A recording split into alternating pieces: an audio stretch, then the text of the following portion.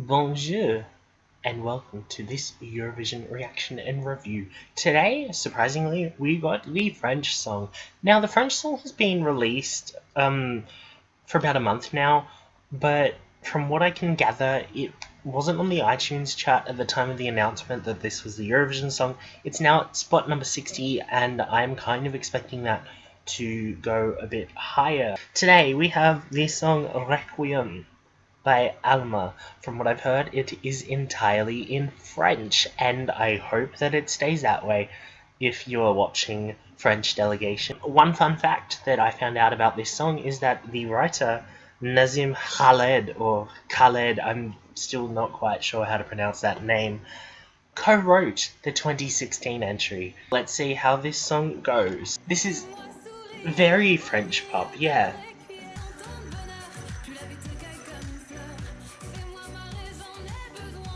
I do wonder what she's like live though, and that's the thing with internal selections, half the time they don't sing their song live initially, so you get a music video.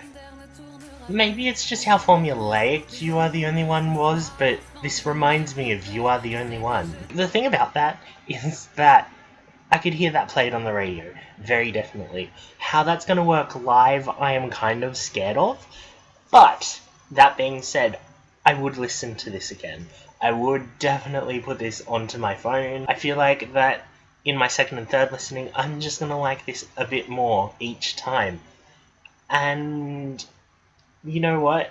The thing is, as long as they manage to do the recap part right, that's not a dangerous thing entirely. Sure, it's not ideal conditions because let's be honest, you do want to catch someone on that first listening.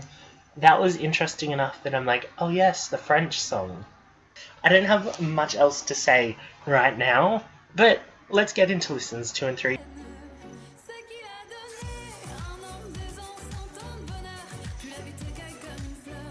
I do just really want to add that the dancing couple in the background, that is a brilliant backdrop concept, and France, if you don't have one already, I would consider that. That was the French song. I really do want to stress that I feel like these are extremely valid criticisms in terms of how this is going to go at Eurovision rather than how this is going to go in the French, the Swiss, the Belgian charts. This sounds like it belongs to France, and I really love it when a country does this. That the song that they choose really sounds like it belongs to that country. Now, from what I've heard, there is a rumor that there might be a Eurovision version. In which case, cool, if you can make it sound more European, that is amazing. But you don't have to change it, because it sounds like when you see the French, whatever they do this year, if they do a flag or if they do a necklace that looks like the French flag or whatever they do, this is the kind of thing that you'd expect from the country France. It also sounds like it comes from this year, and I would really like to stress this point, especially to the French delegation who have not always been on the ball in terms of what year does it sound like the song that we are listening to comes from. Even in like 2015, that was very French, but that was not 2015. Whatever you guys are doing, keep it up, because you are attracting these hard-hitting 2017, 2018, for next year 2019, the year after, French-sounding songs, which are brilliant, because it means that, okay, sure, the song was a tiny bit samey throughout, but it means that we have diversity in the types of songs that we are getting at Eurovision. This isn't a dramatic ballad, this is very French pop. This is very current sounding French pop too.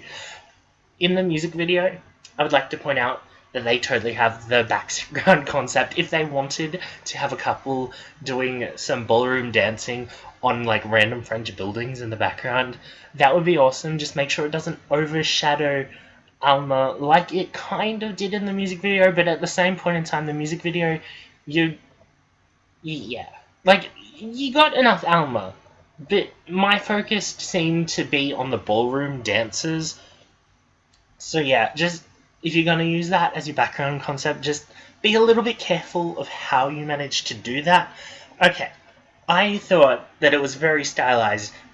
Well, I could say that it looked French, but I've already done the "it is French" thing. And that's the thing, it looks very good, and Alma is very, very stylized and charismatic. Like, let her be on camera a bit more. I know it's a music video, so the music video and the live performance expectations are a bit different, but I'm sure that she has that performing ability live as well. Now on to the disadvantages, and these are not meant to bag out the song, but I feel like I have very, very, like, these criticisms don't necessarily need to be changed, but they could impact upon the competition performance. I don't know about her live vocals. Because it was a music video, we get the studio version over the top. So, her live vocals could be amazing. They could be better than studio.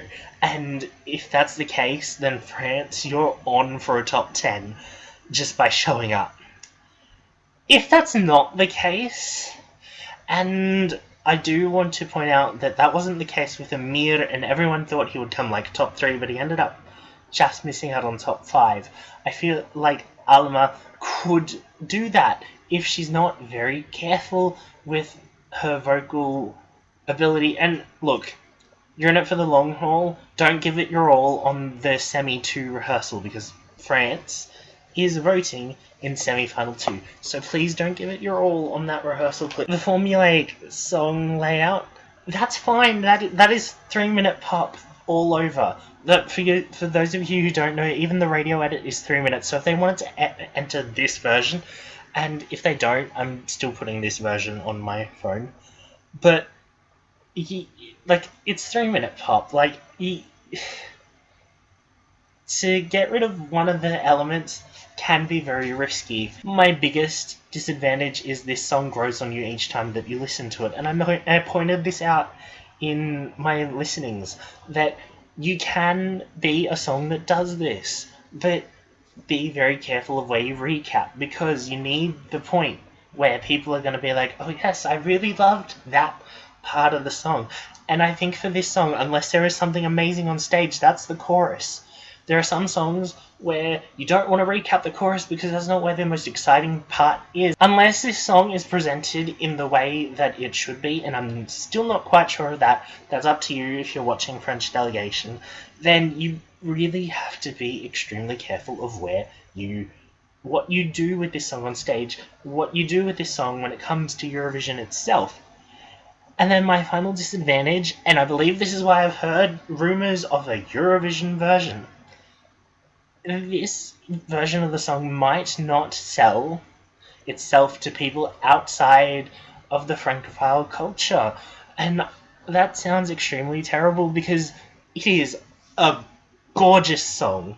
It is amazing. But I do just want France to be aware that if you're watching, this could flop when it comes to your Francophile, your non-Francophile voters. It sounds like France, and it's very 2017, but if you don't have people who know what France in 2017 sounds like, you could end up doing yourself out of doing well. If you have an opinion about this song, I would really, really love you to tweet at We Are Eurovision. Comment down below as well. Email at weareeurovision@hotmail.com, or send an ask to weareeurovision.tumblr.com. I gave it an 8 out of 10, a 9 out of 10, and a 10 out of 10. 9 out of 10 is the score that I'm giving this song. Good luck, France. You will do well, I hope. Just have a think about what you're going to package this song as in Kyiv. And on that note, dopo bacenia.